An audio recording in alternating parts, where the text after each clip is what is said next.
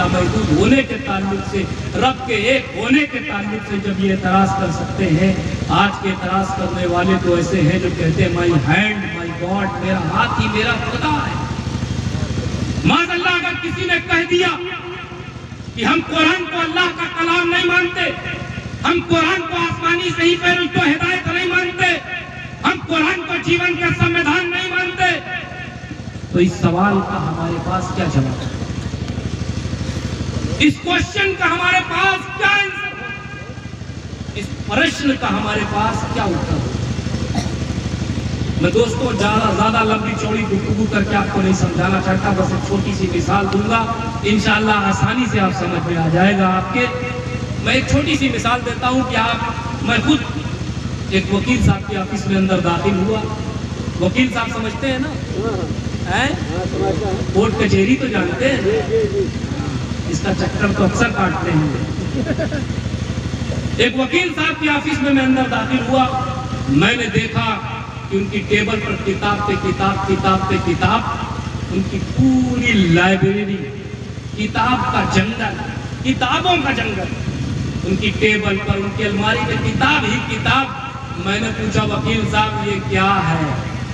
तो वकील साहब ने जवाब दिया, हजरत ये भारतीय संविधान है, ये हिंदुस्तान का दस्तूर है, कानून है, नियम है।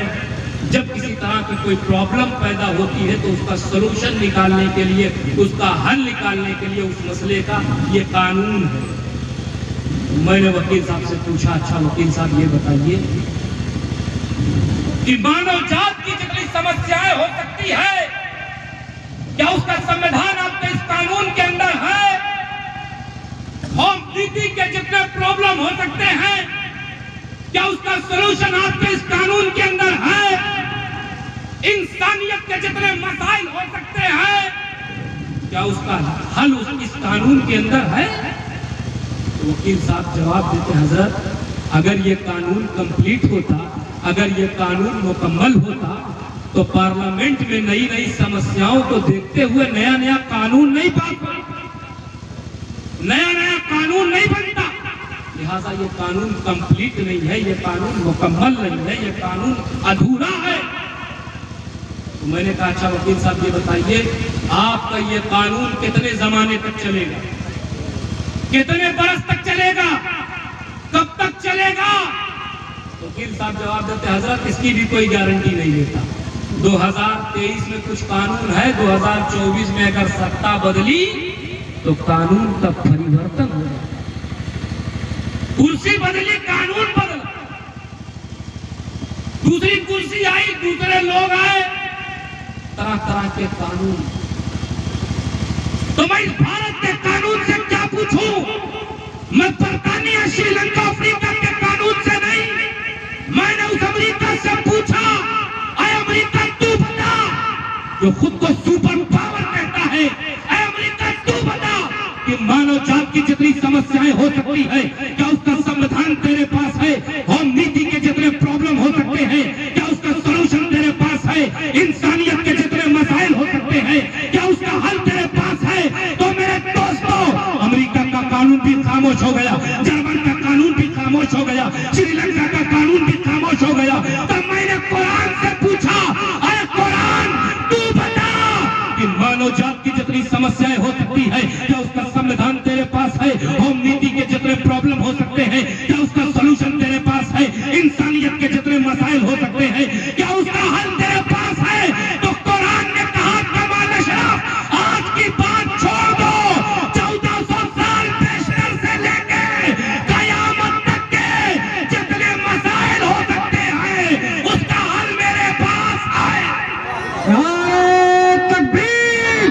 अरे सब लोग हाथों को उठा के जवाब दे, नारे तकबीर, नारे रिसालत, मसलके आला हजरत, तफरीद मिल्लत कॉन्फ्रेंस, रसूल अशरफी दूल्हा, नारे तकबीर।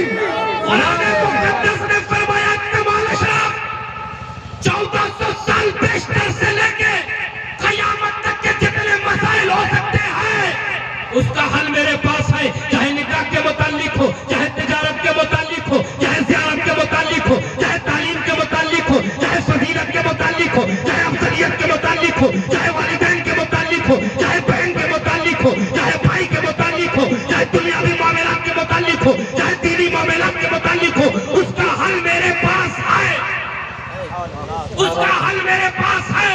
तो मैंने कुरान से मुस्कुरा के पूछा, ऐ कुरान क्या तुझ में चेंजिंग लाई जा सकती है? ऐ कुरान क्या तुझ में बदलाव लाया जा सकता है? ऐ कुरान क्या तुझ में तब्दीली लाई जा सकती है? तो कुरान ने कहा, कमाल अशरफ, पूरे कुरान की बात छोड़ दो, सूरे की बात छोड़ दो, अरे अल्लाह के एक कलमे में भी तब्दीली नहीं लाई जा सकती। क्या बात है, एक कलम ला इलाहा इल्लल्लाह मुहम्मदुर रसूलुल्लाह, अल्लाह के कलमे में भी तब्दीली नहीं लाई जा सकती। तो कुरान हमारे लिए इसलिए दावा है, ये कुरान मखलूक का कानून नहीं है, बल्कि मखलूक को तख्लीक करने वाले उस खालिक का कानून, उसी रचयिता का कानून है जिसने इस पूरी कायनात की रचना की। ये हमा शुमा का कानून नहीं है, कोई दुनियादार का कानून नहीं है, परवरदिगार का कानून। इसे बदलने वाले बदल जाएंगे, इसे मिटाने वाले मिट जाएंगे। तारीख उठाकर देख ले, अभी हाल ही में एक सरफिरा उठा था, कुरान की 21 आयतों को बदलने की बात करने आया था, लेकिन देखो देखो कुदरत का निजाम, अल्लाह ने ऐसा बदला, खुद ही बदल गया। चला था 26 आयतें बदलने, खुद ही बदलता हुआ नजर आया। और सुनो, उसी की जमात ने उसे निकाल कर फेंक दिया। और हद तो ये है, जिनका दामन पकड़ा उन्होंने भी निकाल कर फेंक दिया, और इस वक्त उसका ठिकाना जेल। ये कुरान अल्लाह का कानून। अच्छा, ये कुरान कोई अजमत कहां से? ये कुरान इतना अजमत वाला कैसे? सुनने का मूड है ना? हाथ उठा के बता दो कौन कौन सुनना चाहता है। हर वक्त इम्तिहान नहीं। देखिए, तमाम महले इस्लाम ये मुत्तफका अकीदा है कि कुरान खुदा का बेमिसल कलाम है। कुरान खुदा की बेमिसल किताब है, इस पर सबका इत्तेफाक है। चाहे वो फजर वाला हो, जोहर वाला हो, मगरिब वाला हो, इशा वाला हो, 40 दिन वाला हो, 64 दिन वाला हो, सबका इत्तेफाक है कि कुरान खुदा की, बोलिए बोलिए बोलिए, कुरान खुदा की बेमिसल किताब है, कुरान खुदा का बेमिसल कलाम है, सबका इत्तेफाक है। अब सवाल यहीं से जन्म लेता है, तवज्जो चाहूँ, ये कुरान जो खुदा की बेमिसल किताब है, क्या इसलिए बेमिसल है कि खुदा की किताब है? क्या इसलिए बेमिसल है कि खुदा की किताब? अगर इसलिए बेमिसल की खुदा की किताब होने की वजह से बेमिसल, खुदा का कलाम होने की वजह से बेमिसल, तो खुदा की किताब तो और भी है। तौरेत भी खुदा की किताब, ज़ुबूर भी खुदा की किताब, इंजील भी खुदा की किताब, और कुरान भी। और कलाम इलाही होने में, अल्लाह का कलाम होने में, अल्लाह की किताब होने में सब बराबर। तौरेत भी खुदा की किताब, ज़ुबूर भी, इंजील भी और कुरान भी, और कलाम इलाही होने में सब बराबर। लेकिन जब बात आती है तो हर आदमी ये कहता है, हर मसलक वाला ये कहता है, हर जमात वाला ये कहता है, नहीं, कुरान खुदा की बेमिसल, कुरान खुदा की लाजवाब किताब, बेमिसल किताब। तो कोई ऐसी वजह है ना जो कुरान को बेमिसल कहा गया? अच्छा, खुदा की किताब होने की वजह से बेमिसल, तो खुदा की किताब तो तौरेत, ज़ुबूर और इंजील भी है, लेकिन कुरान को बेमिसल क्यों? तो सुनो, तौरेत खुदा का कलाम, ज़ुबूर खुदा की किताब, इंजील खुदा की किताब, लेकिन इस कुरान को जो बेमिसल कहा गया, उसकी वजह ये है कि इस कुरान को निस्बत मेरे मुस्तफा से है। इस कुरान को निस्बत मेरे मुस्तफा से है। और जिस तरह मेरा नबी सारे नबियों में बेमिसल है, वैसे उसका लाया हुआ कलाम बेमिसल। वाह वाह वाह वाह वाह, क्या बात है, वाह। कुरान को निस्बत मेरे मुस्तफा से, तो मेरा मुस्तफा सारे नबियों में बेमिसल है, तो उसका लाया हुआ कलाम सारे कलामों में बेमिसल है, उसकी लाई हुई किताब सारी किताबों में बेमिसल है। अब दोस्तों, यहीं से गोशा और उभर कर सामने आता है कि जिसको जिसको मेरे रसूल से निस्बत हुई वो बेमिसल हो। जिसको जिसको मेरे रसूल से निस्बत, वो बोलो बोलो बेमिसल। नबी की बात हो रही है। जिसको जिसको मेरे रसूल से निस्बत वो बेमिसल, कुरान को निस्बत कुरान बेमिसल,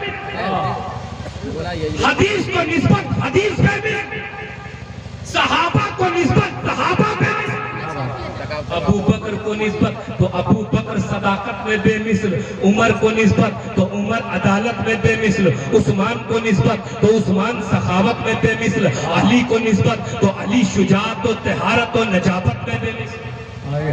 कैसा बेमिसल बता दूं? सुनने का मूड है ना? ठंडक तो नहीं लग रही है? बिल्कुल नहीं।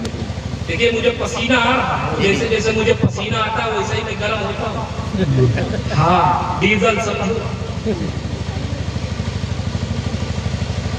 मौला की बात आ गई है, सुनिए। मौलाए कायनात मौला अली, मुश्किल कुशा, खैबर शिकन, दिलकश करन, शाहे जमान, अबुल हसन अली इब्ने अबी तालिब। मौला अली के घर में 3 दिन से फाके चल रहे थे। कितने? 3 दिन से अली के घर में खाने को कुछ नहीं।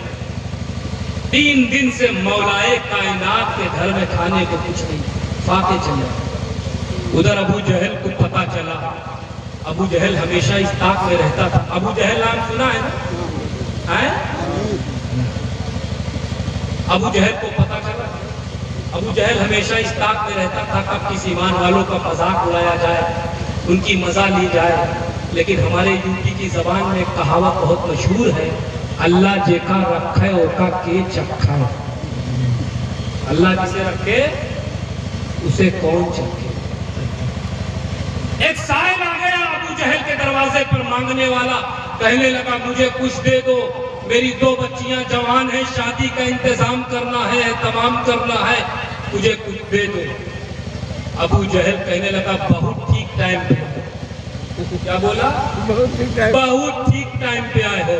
एक घर बताता हूँ, दर बताता हूँ, पता लिख कर देता हूँ, एड्रेस सही लिख कर देता हूँ, वहां चले जाओ, कहीं जाने की जरूरत नहीं पड़ेगी।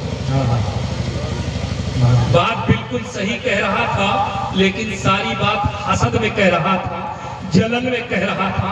उस साहिल ने कहा जल्दी बताओ बाबा उस आदमी का नाम जिससे चल जाए मेरी जिंदगी भर का काम। कहा नाम भी बताऊंगा, पता भी दूंगा सही, लेकिन ये मेरी एक शर्त है, अगर उसे कबूल करो तो बताऊंगा। कहा क्या शर्त है? कहा जब वहां जाओ पूछे भेजा किसने है तो मेरा नाम मत बताना। पूछे भेजा किसने है तो मेरा नाम मत बताना। अरे ये चुगलखोर लोग होते हैं ना, चुगलखोर जानते हो हैं? पता नहीं क्या इनको चुगली खाने में मिलती है। ए हजरत, अला हजरत आपको ऐसा कह रहे थे, तुमको ऐसा नहीं कहना चाहिए था। उधर पहुंचा, ए हजरत, अला हजरत आपको ऐसा कह रहे थे, तुमको ऐसा नहीं कहना चाहिए। लड़ाई दी, 2 मौलाना लड़ गए, 2 भाई लड़ गए, 2 बहन लड़ गई, 2 खानदान लड़ गई, 2 खानका लड़ गई। अगर चुगली खाने में क्या मिलता है? खेत में आपके यहाँ सीवान में पैदा होती है कहीं चुगली? बोलो, खेतों में पैदा होती है, दुकानों पे बिकती है।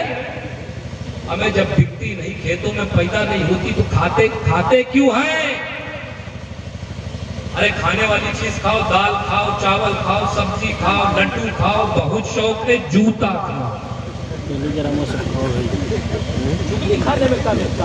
वो चुगलखोर और था जो चुगली खा के कब्र में गया था, अंदर अजाब हो रहा था, अल्लाह के रसूल का गुजर हो रहा था। अल्लाह के रसूल ने कुछ हरी शाखें रखकर तफरीफे अजाब में कमी कर दी। मेरे दोस्तों, अगर इस चुगली खा के इस दुनिया से तुम अपनी कब्रों में गए तो बताओ तुम्हारी कब्र में कौन नबी कौन रसूल आएगा? अल्लाह पाक हम सबको चुगलखोरों से और चुगली से बचाए। कहो आमीन। कहा नाम मत बताना, कहा ठीक है, नाम लिख कर दिया।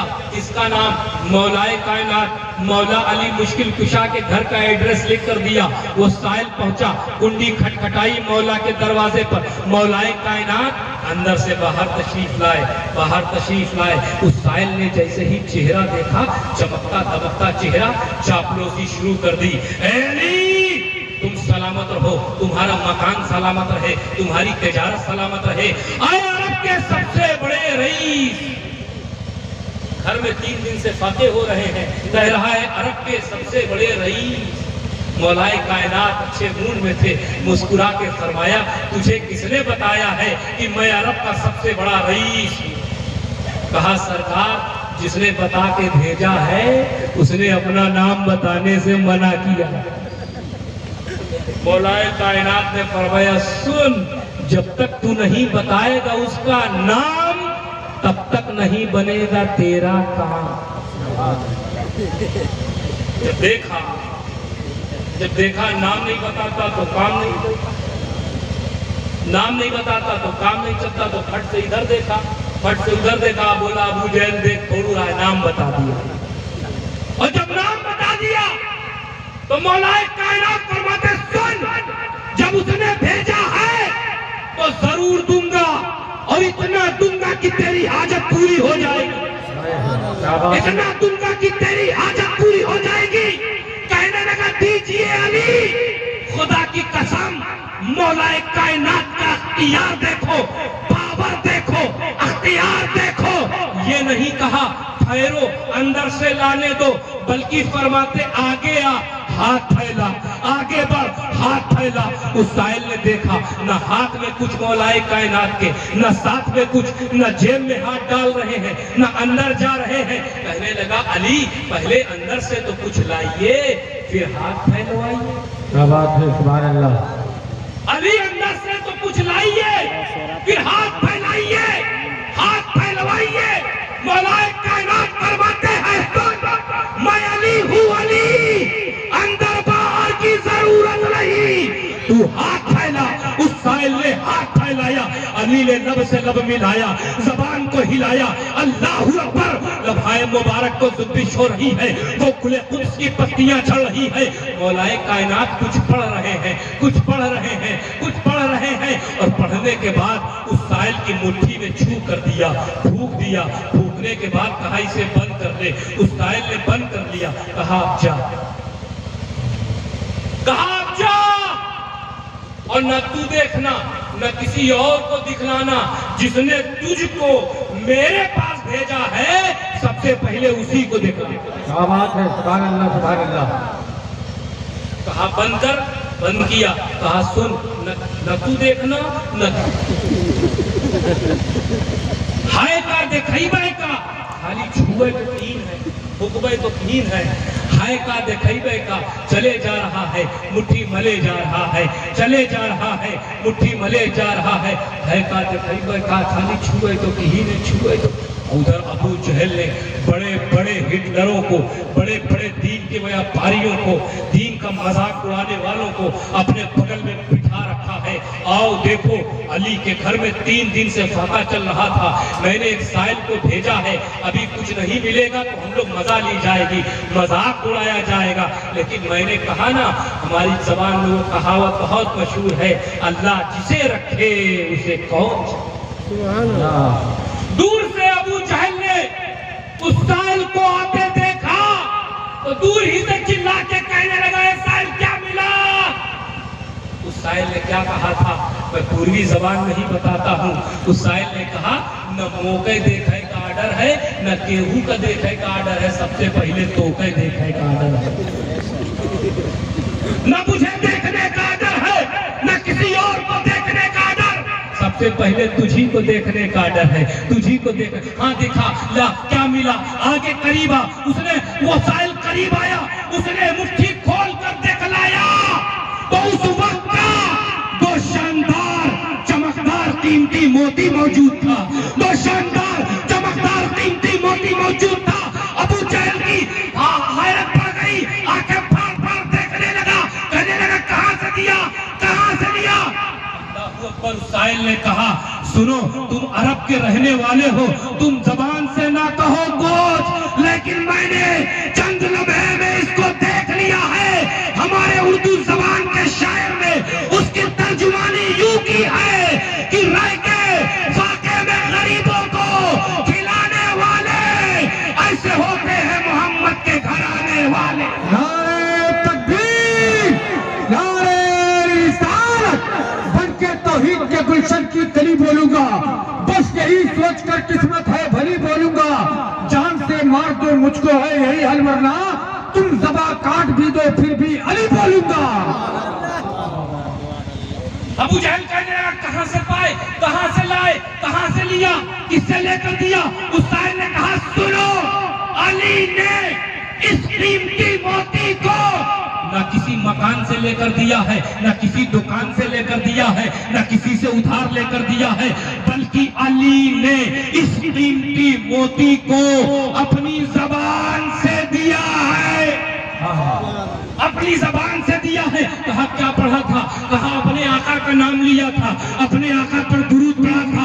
मैं सोचने लगा अल्लाह अल्लाह, जब अली के छू का ये आलम है तो अली के अल्लाह हू का क्या आलम होगा, और जब अली की ये शान है तो अली के नबी की क्या शान होगा।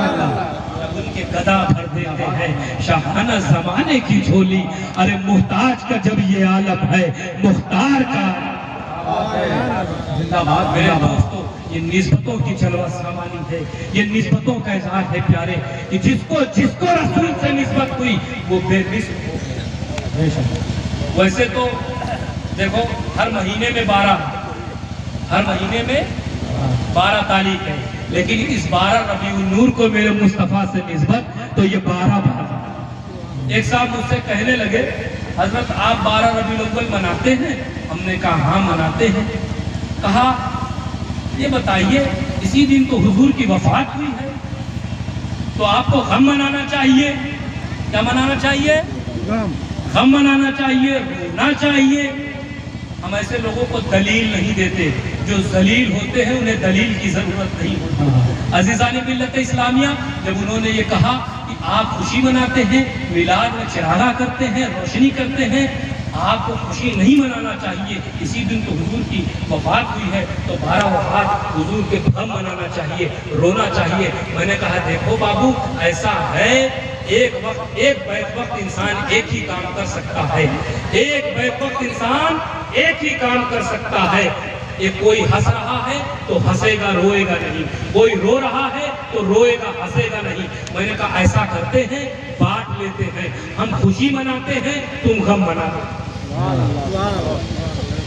हम रबीउल अव्वल में खुशी मनाते हैं, तुम गम मनाओ। हम रबीउल अव्वल में खुशी मनाते हैं, तुम बैठ कर रो। और रबीउल अव्वल के मौके पर रोया कौन था? नबी की विलादत पर रोया इब्लीस था, 420 था। तुम इब्लीस के नक्शे कदम पे चलो, हम फरिश्तों के नक्शे कदम पे चलते हैं। हम खुशियां मनाने।